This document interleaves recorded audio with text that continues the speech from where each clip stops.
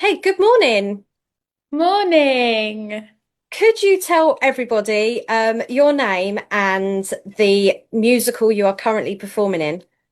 Yes, so my name is Emily Lane, and I'm currently in Anne Boleyn the Musical. Amazing, which is playing at Hever Castle until the the 30th of August.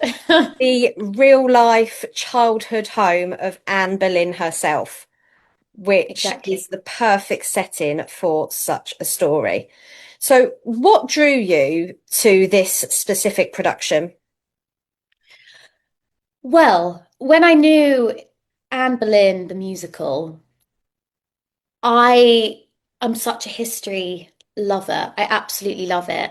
And I think she was such a pivotal historical figure. And, I know a little bit about the Tudors, but there was a lot that I didn't know about her. And I thought, being able to delve into history and what's brilliant as an actor, for an actor, to be able to play someone who actually existed is such a gift because then you get to draw on real facts and you can really lose yourself in the research of it all. So, I read books, I watched films, I went to the Tower of London for the day. And so to be able to pair that and then acting and singing and musical theatre and it being a new musical, pairing those two together for me was a match made in heaven. And I thought, oh, this is an experience that I really want to have. And you are playing Anne Boleyn herself in, as I Yeah. said, her childhood home. Because Mm, it's in her childhood home, did that kind of make you feel like you're closer to her? 100%, 100%. There's a moment, I won't give too much away for people that haven't come yet, but at the beginning of the show, there is a moment where I'm able to look at the castle and really take it in. And for me, that's my moment of connection with her and saying, I've got you. Like, we're going to tell your story now. And I really feel as though I'm stepping into her shoes. So that really makes the experience, it's not just immersive for the audience because they're listening to the show through headsets. It's also immersive for us as actors because we're playing these people where they grew up. So it feels like you're living, breathing these people and their story, which is an experience that, I mean, I've never had before and I'm not sure I'll ever have again, which has just really made the whole job and the whole experience for me. Amazing. How did you prepare to play such a complex figure like Anne Boleyn? Yeah, so, as I said, what I loved about the opportunity that came up was I can really delve into the history of it. And I think with Anne Boleyn, she's quite a controversial figure. There's so many different opinions about her. Was she this conniving seducer who knew what she was doing all along, or did she get manipulated by her family? And was her relationship with Henry really actually rooted in love? I was able to go, right, I'm going to take all this in on what I can get online and from films and whatnot. But I'm able to now put my own spin on Anne and my interpretation of her, especially with, we have a brilliant writer, Rebecca Knight, who wrote the book, and a brilliant director, Roxana Silbert. And we were able to talk, as a three. They were so brilliant at working with us as actors and what do you think and what about this line and we think Anne is like this and it was a real collaborative experience. um and I hope that I've achieved that with Anne. But yeah, as I said, she's such an interesting figure. And but a lot of people, yes, they know about the execution and her and Henry, but they don't know about her life before, her childhood, her education, like who she really was as a whole person, and also as a mother and a wife. We really get to explore all elements of her, not just her as a queen. She had quite a life, and it is a lot to try and squeeze into one musical, Yeah, isn't it? Are yeah. there particular moments in the show that, again, like obviously we're both trying not to give too much away because I have seen it. Um, Yeah. that you find especially powerful or moving, whether it's a scene of yours or somebody else's? Yeah, I mean, for me, I talked about the immersive experience that the show is because the audience, as you know, listen to the show through headsets. It really creates, it's this binaural sound, it's this new technology where the sound is literally surrounding you. So you feel like you're living, breathing the story with us. But we also feel that as actors. So we have IEMs in, so we're listening through, to the show through our ears. That creates a really immersive experience for us. And the first time I remember when we got on stage and we ran kind of from when she gets arrested to when the inevitable happens and she gets executed was, I just got goosebumps when I said it. It was terrifying, really to think that that happened and that was reality for a lot of people. Her husband, who she loved, her own father turns against her. She gets accused of sleeping with her own brother. I mean, it's a lot. And that for me, that whole section, and when I address the audience at the end, just before, I get executed, every night I'm shook, which I've really enjoyed. I've been very lucky to play roles that have a comedy aspect to it, Anna in Frozen and Minnie in Hello Dolly, and to kind of get to play something that, the emotional turbulence of it is yeah, it is something that I feel every night. So yeah, I would say that whole section at the end still, yeah, it still shakes me. And how have audiences responded to both that whole immersiveness of the show and also where it is? How have you found that? We've had the most lovely, wonderful comments. I've had a lot of friends and family that have come to see it, and they all say, it's not an experience you can get anywhere else. In that setting, the headsets, Anne Boleyn, it's a completely new experience, and they've absolutely loved it.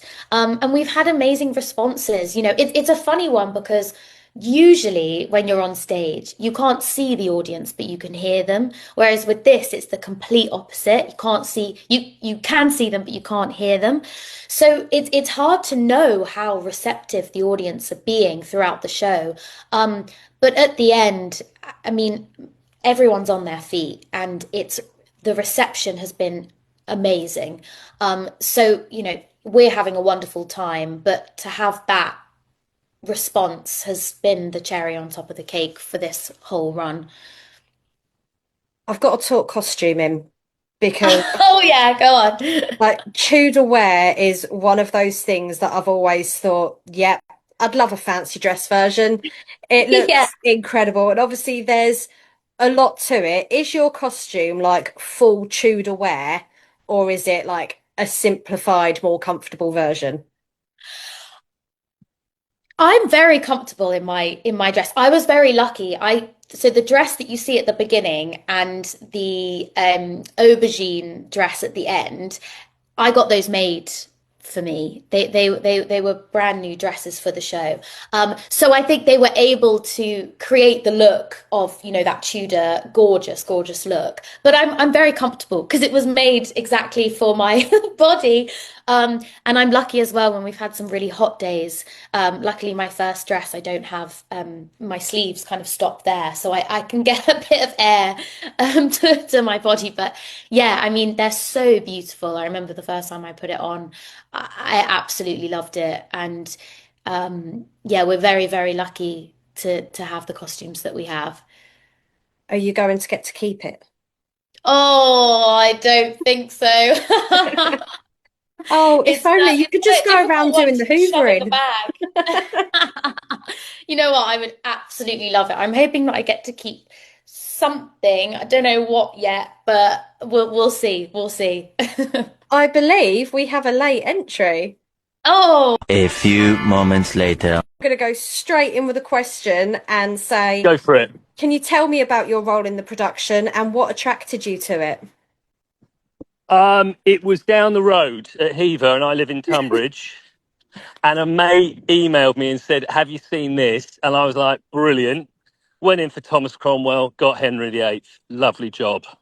Oh, wow. So location, really, more than anything. I didn't even think I'd be up for Henry, so it was sort of a real surprise. But when I went in the room, I think the ginger beard swayed it. And how have you put across your interpretation of Henry? Because everyone knows him as the tyrant king. Yeah, I think the main thing was just being able to find something a bit different with Henry, the way that Rebecca's written it, working with Emily, just him being younger and being in love and playing against the sort of stereotypes that we know, by the time we get to when he's older, he's become this tyrant, he's fallen off the horse, there's various things that happen. But I felt like we're seeing him, only at the second wife here, dare I say only. But do you know what I mean? It's sort of like there's just so much that Rebecca's given us in the script, which allows us to kind of play around with him a bit, his kind of swagger, his sort of charm and fun. And that's what I kind of headed for that and enjoyed, just because I think sometimes if you're just playing a villain all the way through, it gets very, very boring, and I think it's nice to see a complete arc with him because he becomes that tyrant. We know where it's going to end up, but it's nice to see another side. And obviously, in that first act, and he's wooing Anne Boleyn, he's not supposed to come across as harsh and gruff. He's supposed to be charming. Well, I think so. Otherwise, she'd just be like, go away. But I Yeah. think there's some nice stuff that really reveals him about him being afraid, which comes in Act One in that sort of third, fourth scene they have together, which I think Anne's character definitely needs from him. She needs to see a little bit of truth from him. She needs to see a little bit of vulnerability. And I think that's what I've enjoyed is finding that in Henry, really. And then, there's some great stuff that happens in Act Two, and there's a brilliant number that I have with Thomas Cromwell. So there's lots that you kind of lead towards. But it's nice having those early scenes, and particularly working with Emily, she's ace. That is a brilliant number Hello. as well. Hi. That is a brilliant number, and I also love the song "You" as well. Oh, it's lovely, isn't it? That's an amazing one. Did you both discover anything new about Anne or the Tudor period through working on this production? Oh gosh. Do you want me to answer that? Yeah, Or you go on, go? Mark. You Go go. on. Yes, like loads of research. I was given lots of books by Rebecca Knight, and she said, "Oh, go and read this. This is what I've used." And was it Hunt of the Falcon or something? It was really useful. There's a number, and just finding out, I guess, about him being brought up by his mother and living in quite a female world when he was younger, which I really was interested by. That he was a sportsman, like playing tennis. That's why I'm researching this morning, obviously. That's why you set up this whole thing, haven't you? That's that whole thing. That's the whole thing. Just keeping it real. Do you know what I mean? Forever Just really researching, love real. it. I'm just a little bit method. Do you know what I mean? And Emily's had to cope with that. I love that. She's worn the green today as well. She's got a green cardigan on. She's got the Anne green on. It's I know what I'm doing. subtle. I know what I'm doing. She knows what she's doing. Yeah, Yeah, so all of that has been great. And there's so many brilliant books out there now. And also, I mean, this is obviously one for Emily. It's just interesting finding out about there's a lot written about Anne, and you watch Wolf Hall, and I just think, there's a lot of lies written about Anne, and I'm sure Emily will take that on. And it's just nice to see, I think, a truthful depiction of her. Mm. Yeah. I mean, we talked about that earlier, didn't we? About, Yeah. historically, she's described as like this conniving seducer, Yeah. manipulator, which is just, and a lot of those historians were men. Yeah. So, but I think with our version as well, not a lot of people know about her early years, like her childhood, that kind of, what is it, 1501, where she gets educated in France and by all these amazing women and understanding her and her like foundations as a woman and who she was and why she was the way she was. I didn't know any of that. There's so much we didn't know. Um, Yeah. but yeah, I don't think a lot of people know about that time of her life before she became queen, which has been really interesting. Yeah, she was incredibly more educated compared to other women her age, Yeah, yeah. and even of her standing as well. Mhm. Did either of you, like with the mentioning of Wolf Hall, did either of you watch other depictions of your character um, in preparation? Because I there are I a did lot watch, of depictions out there of them yeah, both. yeah, there are. I did watch Wolf Hall because Roxana, our director, she did recommend watching it. But I think it's difficult because I knew for me, I wanted to have my own interpretation of it. And I think sometimes if you surround yourself with too many other interpretations, then it can dwarf what you're going to do. And so I wanted to come at it quite from a fresh perspective, and just get the script and just have conversations and research my own things and have conversations with Mark. And so Mm. I did do the Wolf Hall thing, but I kind of stopped it there. Maybe I will after the production's finished, but I mean everyone's kind of process is different, but that Mm. was the way I went with it. What about No, you, I Mark? agree. I agree. I think I watched a couple of episodes and then I was like, this is just a completely different thing. Yeah. And yeah, you just want to find, if you read your own books, do your own work, working with Emily and finding what our versions of these characters are is much more interesting than looking at other people's work and thinking, I'll borrow a bit of that. You know what I mean? Mm, No, I mm. think it's, you got to find your own way through it, I think. That is important as well because your version of Henry is different compared to all others I've seen because you do see more of that charming and boyish side in Act One, and Yeah. you very Because rarely I get actually that in any other version. Oh, well, that's nice to hear. I think he's a bit of a lad. When I come in with Jay, one of our brilliant ensemble performers, who's brilliant. I think it's one of the swings as well. Covers like everything, and and I just think he's young and everyone bows down to him, and he's just like, here I am, it's my court, and he's just a big show off, and which is very different from who I am, who's quite shy.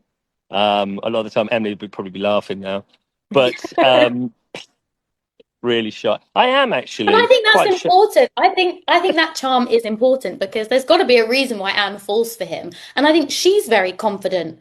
So she's Yeah, gonna like a confident guy, and that's how why they spark off each other because they challenge each other. yeah.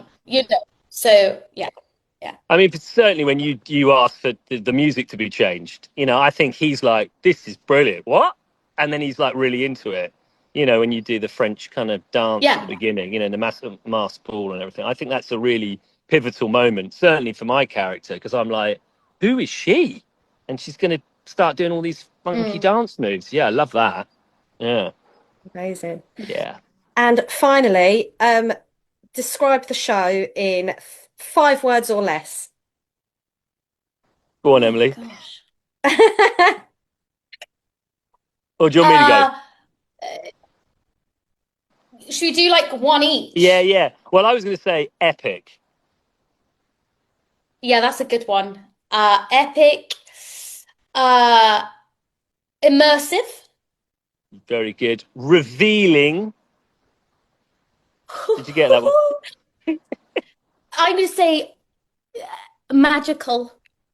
Magical. Oh no. Truthful. And horses. And Yay, horses. I love it. And when And can there's everybody horses. catch this production until? Oh, only to the 30th of August. We've only got 8 shows left. I can't bear it. Oh, goodness. Yeah, so we finish in 2 weeks. There's only 2 weeks left. And we So only run Wednesdays to Saturdays and only evenings. thank you both so very much.